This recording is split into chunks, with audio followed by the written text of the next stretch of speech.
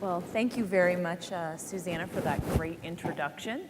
We only have 30 minutes today, and I'm sure that you guys would really love to hear from these amazing video game industry veterans rather than me provide a long opening. So we're going to kind of jump right in.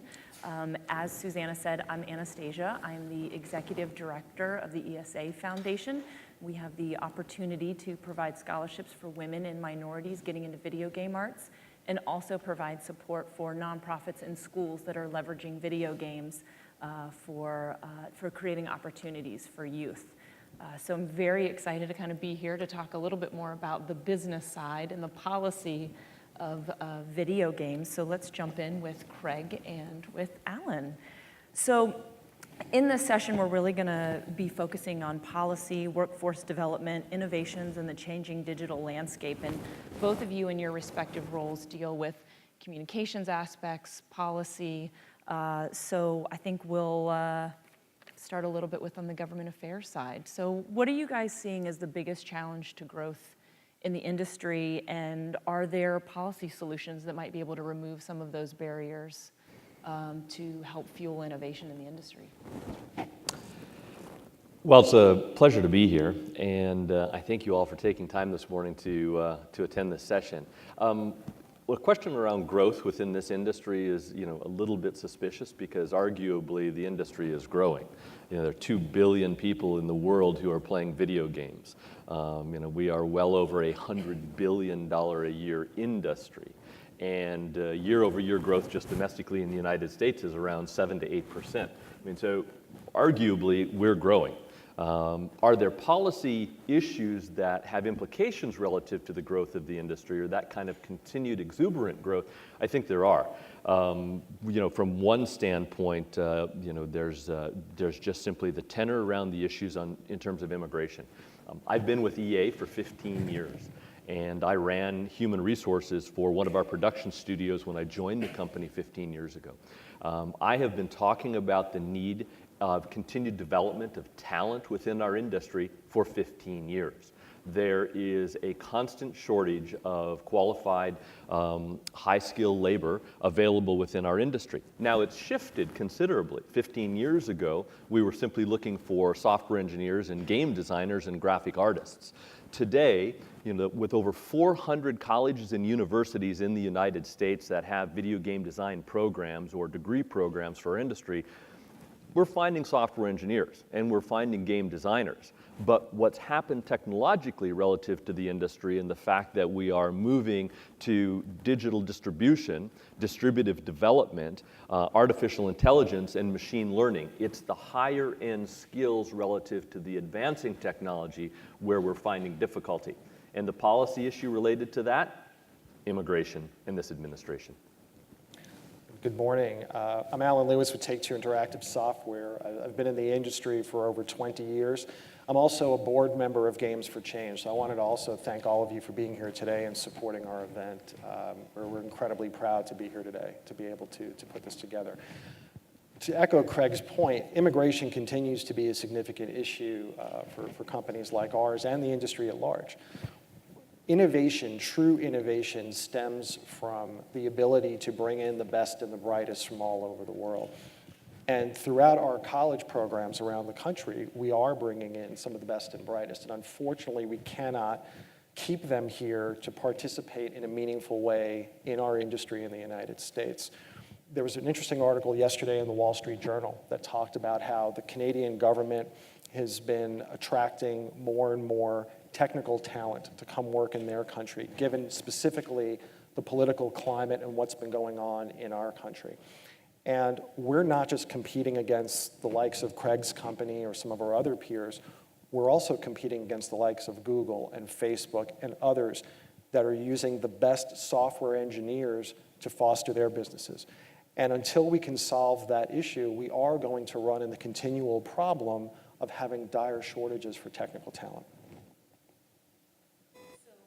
Why should policymakers care about supporting policies that fuel innovation? I mean, what domestically is that contributing to Well, I think to Craig's point about how our industry has been growing, our industry is a valuable contributor to GDP in this country. We create jobs. We are a multi-billion-dollar industry. The innovation that our industry is able to create, primarily for entertainment purposes, you're seeing today and throughout this conference the other applications for it, whether it's medical or education. It's something that our industry can do that no other form of entertainment is able to do. We can make greater impacts on education, greater impacts on education. So in terms of job creation, creating the next generation workforce, this is why policymakers should care, because I think our industry can offer something over the long term that will continue to bring value both to our country and to our industry. That sustained growth, 7% or more a year, is an indication of how strong the industry is. And then the mere fact that the average annual wage within the industry is $76,000, it's $24,000 higher than the national average wage, I think should be a pretty good indication to policy leaders that high-skill, high-wage jobs are created by our industry. And if that's not enough, then just simply look at the rapid growth of the 400 college university programs that are driven by the desire for students to pursue degrees within the industry. So what do you, talking a little bit about immigration, talking a little bit about domestic job growth, one of the challenges that I understand and can kind of see in my role is talking to kids about getting into the industry, talking to kids in our scholarship program. There's the lack of STEM education or even STEAM, so marrying some of the art forms with the technical side of that. Are you guys seeing any STEM initiatives out there that are helping move the needle to provide a pipeline of the workforce that you need? Yeah, I think that there are STEM initiatives all over the country. So, they're anecdotal at the moment. There's no widespread policy program from the Federal Department of Education, for example, that's stressing the need for STEM deployment within elementary and secondary education. But you're seeing plenty of states and localities that are deploying STEM curricula. I would like to see, that kind of federal policy initiative, even just simply, what we hear in Washington, particularly in this administration, is that education is the job of the states. It's not the federal government's job. Well, I'm sorry, but in the United States, we do talk about what's in the best interests of our citizens in terms of preparing them for life in general, but the skills that they're going to need for the jobs that are being created. This is a conversation that needs to be had. And when you have companies like ours within the interactive entertainment space, but also technology writ large relative to all the big tech companies talking about the need for these skills, it seems to me there's a national conversation that policy leaders should be participating in to emphasize what the skills are that are going to be needed. The second aspect of that is just simply disruption. So now I'm talking outside of our industry, but when you look at tech deployment relative to traditional industries and the disruption to traditional jobs that's caused by this type of technology, there's definitely a policy conversation that should be had at the federal level relative to the responsibility of industries and policy leaders for how we basically deal with that kind of disruption. There are great regional programs like After School All-Stars or EverFi that are working with kids starting in elementary school up through high school. And they're teaching them things like good citizenship on using the internet, safe ways to use the internet. So how to interact with the medium in a safe way with their peers, and also to get them used to start embracing and working with technology, all the way through after-school coding programs. And these programs are doing very, very well, both in inner cities and in major areas where students are given access to computers, they're given access to additional science programs, and companies like ours and our trade association, we have the opportunity to enhance these programs, to give students that spark that make them want to work in various forms of technology. And it doesn't necessarily have to be games. It can then migrate into the sciences. It can be involved in math. And they are so, when you walk into a classroom, and I've had the opportunity to do this several times, and you see the students working with the computers, and they're designing their own games or working with software, they are so inspired. They are so passionate about what they're doing, and they have that intellectual curiosity. And I think our industry again, is able to captivate those minds because we're already using the currency of interactive entertainment. We've already got their imagination. They're already fluent in the language of interacting with computers and other forms of technology. If we can continue to harness that on a national level, hopefully through increasing federal programs and the like, we are going to have generations of students that will be really inspired to contribute and continue to grow and learn, and we will have that next generation workforce that we need and want. And when you have a subject matter that inspires students, and if there are any educators here in the room, you know how hard it is in a classroom to get your students to be inspired, to want to show up every day, to learn more, to challenge themselves. And we have the opportunity to help nurture that. Sort of tacking along the lines of growing that next generation of innovators and people hopefully coming to the industry, but the tech sector as a whole, what are you guys seeing the jobs that you need? You talked a little bit about needing that high tech, but on a little bit more of a granular level, what are you seeing that you need that I think probably regardless if you're a mom and pop or a big AAA studio, you know, what are you seeing that the needs are going to be either current or moving forward? I would say it lies more in what I would call core software engineering. It's really not in level design and creating characters or even story. And we want to attract and retain the best creative talent, those that are using the medium in innovative ways. But those that have software engineering skills that allow for multiplayer gaming, online commerce, things like information collection in terms of data play if you're doing online tournaments and the like. There's so much real-time information that needs to be shared between the hosting systems and the gameplay itself and the consumers. You need big technology to be able to do that and do that well, where it's the underpinnings, where the consumer isn't even aware that they're being burdened by that technology. To them, they're still having that seamless entertainment experience. But that technology is incredibly important. I'll just go a little bit deeper relative to the advanced technology and what it's meant in terms of disrupting our industry. So, you know, I started in the industry when everyone was going to GameStop or Walmart and buying a shiny silver disc and loading it in their console and playing like that. Where now at EA, over 50% of our product is digitally downloaded, and that number keeps growing every year. And we're seeing a point in the future, unpredictable as of yet, of when, you know, it's going to be a very small percentage that's going to be console-driven shiny silver disc distribution. But what's happening as a result then of the fact that you've got technology infrastructure to provide for gameplay on a massive multiplayer online system, streaming live, that's where the technology innovation is driving the industry so quickly. So now when you've got the ability to play interactively with massive numbers of people, and you have so much data being collected, it's no longer about how we're trying to develop a game for a particular community. It's getting to the point where we're going to be able to develop a game specifically for a respective consumer. So with Blue, you know, my CEO has been interviewed over the last 5-6 months, and he's telling these great stories. And they're visionary, of course, of where he wants to see the industry going, or at least EA.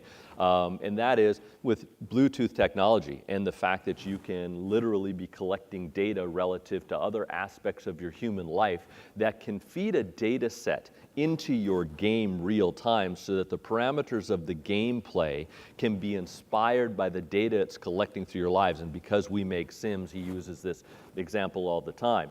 With Bluetooth-enabled refrigerators and knowing what the contents of your refrigerator are and what you're consuming, determining the health of your sim based on the food products that are in your refrigerator and what you're consuming is one of the examples that he gives. You know, it's the same as having Bluetooth-enabled Nike running shoes, and the fact that the health of your player can be determined by how many steps that you've taken that day.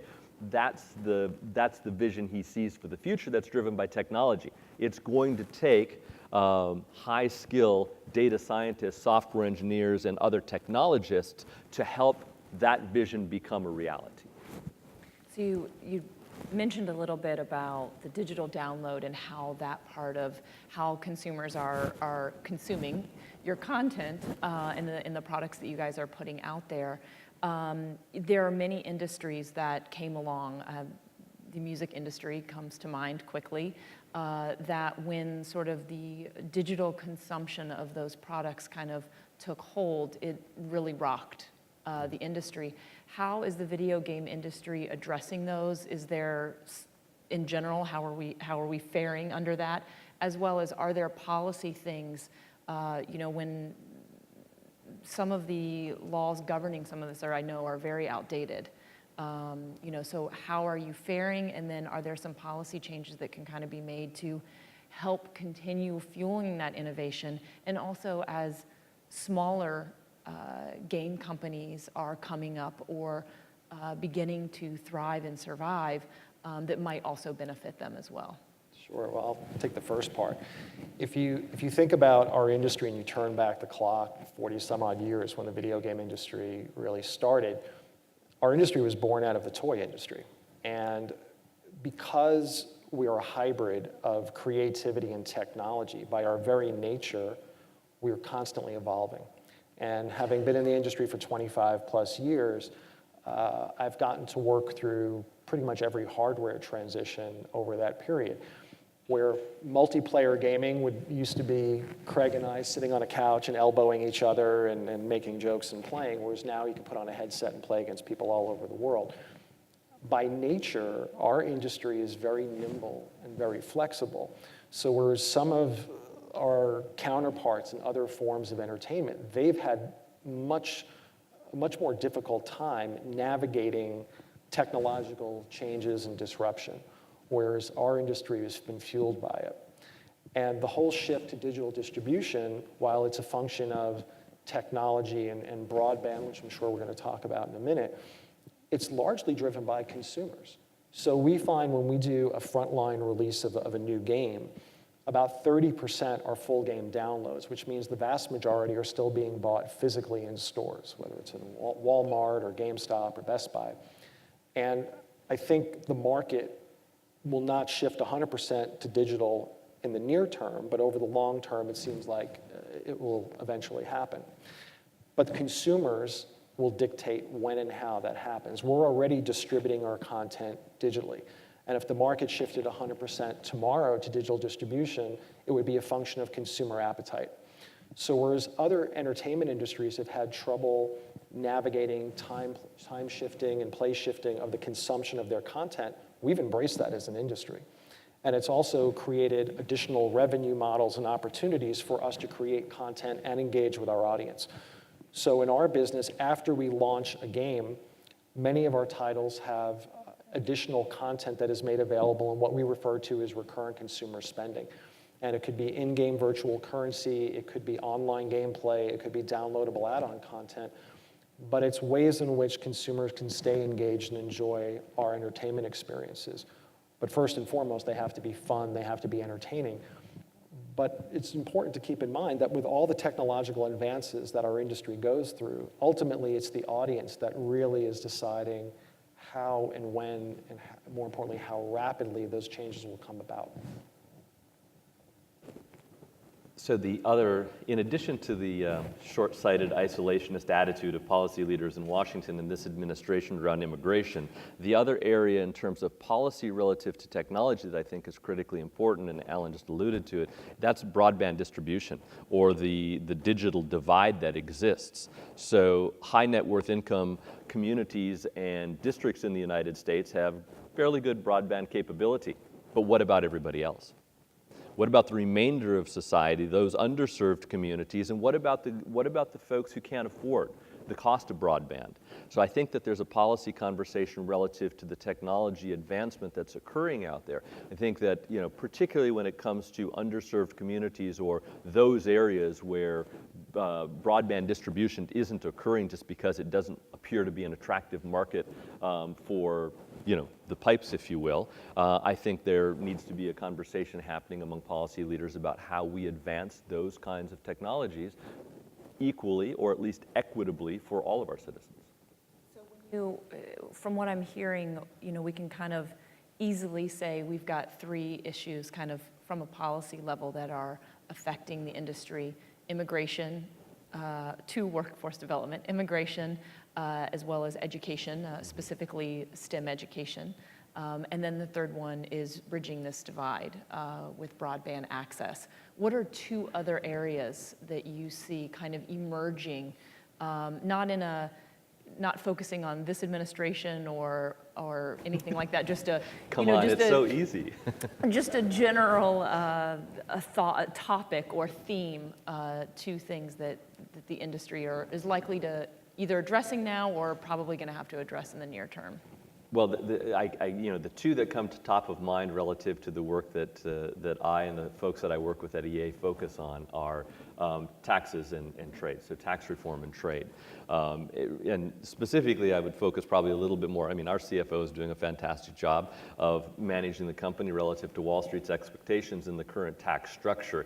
It's not the best, and we know that there are issues, and we know we could grow the industry within the United States even more if we weren't going to be taxed twice on money that we're earning, revenue we're earning outside the United States that we want to bring back into the U.S. So that's an impediment to the growth of the industry domestically.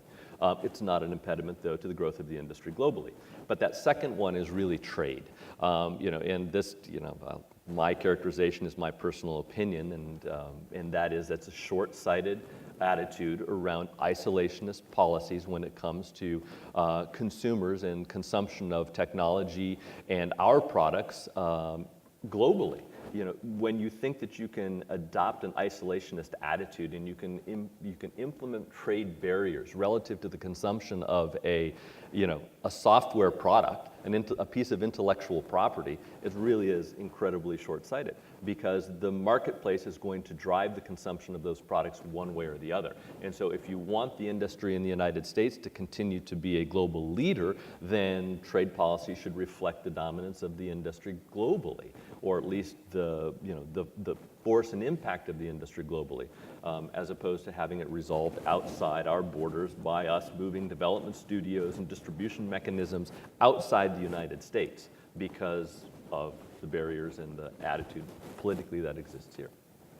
I would agree with that. I think the cost of doing business here in the United States has grown significantly for the software development community. And you look at opportunities outside of the United States, whether there are countries that are offering incentives and the like, it does make it challenging. But we feel like there certainly are ample opportunities to grow our industry further here in the country. On the subject of trade, which I also agree with, intellectual property protection is incredibly important. We want the ability to sell our products throughout the world because that's where our audience is.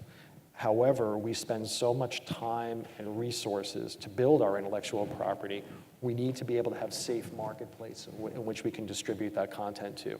And unfortunately, there are still a significant amount of places in the world where piracy is rampant, and we have to very much be careful in protecting that IP because that creative capital is probably one of, if not the greatest assets to a company such as ours. So back to a little bit, not to jump around too much, but back to sort of STEM education. What are you guys seeing in, you've sat through some of the stuff over the last couple of days. You both are very much plugged in, Craig through your role at EA as global head of government relations. You see a lot of things happening in different corners of the world. What are you guys seeing in terms of really exciting things out there and uses, people leveraging video games for educational purposes? Well, I think that, so we embarked on a project now 5 years ago with the Gates Foundation and the MacArthur Foundation around the modifying commercially popular video games with curricula, so that you could actually be learning while playing a popular video game. And so we first modified SimCity, and we created simcity.edu with the help of the Gates Foundation and the MacArthur Foundation. It's not a for-profit product that we created for EA. It's one that we did for this nonprofit organization called Glass Lab that we participated in. There's probably about 10,000 schools today that have Glass Lab products. And we, for example, we did systems thinking. We modified SimCity and implemented Common Core curricula around systems thinking, so that students can play SimCity and they have to literally utilize concepts within systems thinking curricula to figure out how do you grow your city and manage environmental regulations or production to ensure that pollution is not overtaking your city, or vice versa, that you don't implement green technologies or environmentally friendly technologies so rapidly that you create massive unemployment. So that's one product. We also did something very similar to that with Plants vs. Zombies. So those would be a couple of the examples I would use that we then, through Gates and MacArthur, they distribute into public schools and community organizations like Boys and Girls Clubs and communities in schools and organizations like that. I think we've been heavily involved with the ESA Foundation for a number of years, which provides scholarships. And in addition to that, we've been involved with programs like After School All-Stars, EverFi. We've been a corporate sponsor of the NYU Game Center here in New York, which is one of the 400 plus colleges around the country that currently offers degrees in game design. I think having the opportunity to work with students of varying levels and see how they want to create code, how many of them want to pursue jobs in the industry, it's been incredibly rewarding. And personally, one of the reasons why I got involved with Games for Change and joined the board was because I sat here last year and attended the conference, and I got to see so many great speakers and see in the marketplace games that are in development. And if you haven't been up to the marketplace yet today, please go up and look. Some of the work that's being done there is absolutely incredible. And when you can have a day that's dedicated to VR and to neuroscience and the like, that really speaks volumes about where our industry is going and the impact that our industry has. I've spoken with people in the medical community that are using VR and motion capture technology as forms of therapy. They're using traditional gaming as forms of therapy for recovering stroke victims. It is truly inspiring. You know, we set out on a creative mission to entertain audiences, and the byproduct of some of the work that we're doing is the opportunity to impact social good. And I think one thing that this conference hopefully brings to the forefront is that the combination of creativity, technology, and innovation can actually bring out change and good in the world. And for those that are here that are creating games that do that, that use this medium to tell a story, to inspire people, to bring about change, we thank you. You inspire companies like us to want and to continue to do even more in our roles to help grow that. So thank you. That was so awesome. I almost feel like we need to just end there, but we have a couple more minutes, and just sort of in closing, rather than ask another question, I know in getting the opportunity in my role to interact with the two of you individually, but also together, I love a lot of the conversations that you guys get into about the industry, but focusing on either policy, workforce development, something that we've already talked about. I don't want to say in closing, but what else would you kind of want to say, or a question you might want to ask each other about an opinion you may have? Neither of us is ever short of opinions. No. So following up on the question that you just asked, so one of the things that I am concerned about. My company released our quarterly earnings last week. Alan mentioned he's releasing their quarterly earnings this week.